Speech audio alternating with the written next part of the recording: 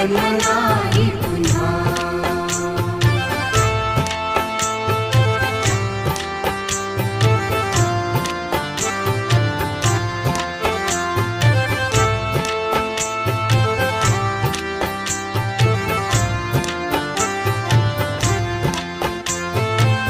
हा जन्म आहे सद्गुरु कृपेचा, हा जन्म आहे सद्गुरु कृपेचा, हा जन्म आहे सद्गुरु कृपेचा। हरि ओम स्वामी समर्थ म्हणा,